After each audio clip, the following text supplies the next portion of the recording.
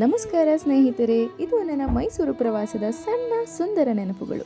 ಕೆಲವೊಂದು ಪ್ರಯಾಣಗಳು ದೂರಕ್ಕೆ ಮಾತ್ರ ಅಲ್ಲ, ಮನಸ್ಸಿಗೆ ಹತ್ತಿರವಾಗಿರುತ್ತದೆ. ಇದು ನನ್ನ ಸ್ಮೃತಿಗಳಾಗಿ ಉಳಿದ ಕ್ಷಣಗಳು. ಶಿವಮೊಗ್ಗದಿಂದ ಹೊರಟ ನಾವು ಮೊದಲಿಗೆ ಚನ್ನರಾಯಪಟ್ಟಣ ತಾಲೂಕಿನ ಕಲ್ಲಹಳ್ಳಿ ಗ್ರಾಮದಲ್ಲಿರೋ ಭೂವರಹಸ್ವಾಮಿ ದೇವಸ್ಥಾನಕ್ಕೆ ಹೋದ್ವಿ. ನಾವು ಹೋಗಿದ್ದು ಸಂಡೇ ಆಗಿದ್ದರಿಂದ ತುಂಬ ರಶ್ ಇತ್ತು, ಹಾಗೆ ಬಿಸಿಲು ಕೂಡ ಜಾಸ್ತಿ ಇತ್ತು. 11 ಪ್ರದಕ್ಷಿಣೆ ಹಾಕಿ ದೇವರ ದರ್ಶನ ಮಾಡಿ ಮನಸ್ಸಲ್ಲಿರೋದನ್ನೆಲ್ಲ ಬೇಡ್ಕೊಳ್ಳೋ ಅಷ್ಟೊತ್ತಿಗೆ ಮಧ್ಯಾಹ್ನ ಆಗೋಯ್ತು. ಸೊ ಅಲ್ಲೇ ಪ್ರಸಾದದ ವ್ಯವಸ್ಥೆ ಕೂಡ ಇತ್ತು.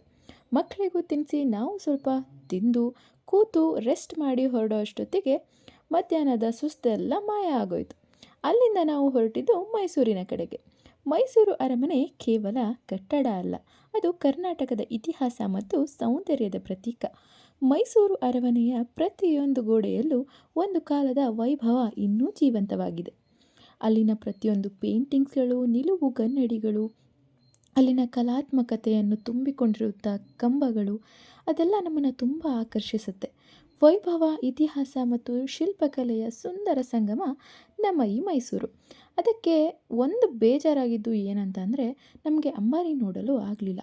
1 ವರ್ಷದಿಂದ ಅದನ್ನು ಸಾರ್ವಜನಿಕರಿಗೆ ನೋಡೋ ಹಾಗಿಲ್ಲ ಅಂತ ಪ್ರದರ್ಶನಕ್ಕೆ ಇಟ್ಟಿಲ್ವಂತೆ. ಅಲ್ಲಿ ಕಲ್ಲಿನ 2 ಹುಲಿಗಳಿದ್ವು, ಅವು ತುಂಬ ಆಕರ್ಷಕವಾಗಿ ಕಾಣಿಸ್ತಾ ಇತ್ತು.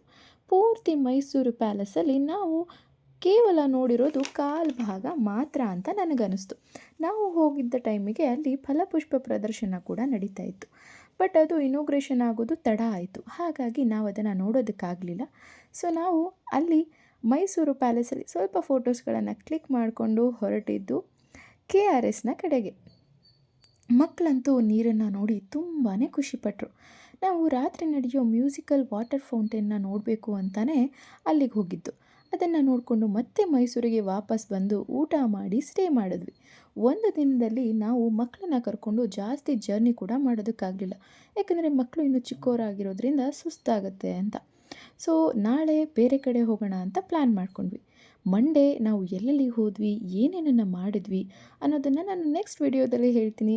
ಅಲ್ಲಿ ತನಕ stay tune for next video. Thank you so much.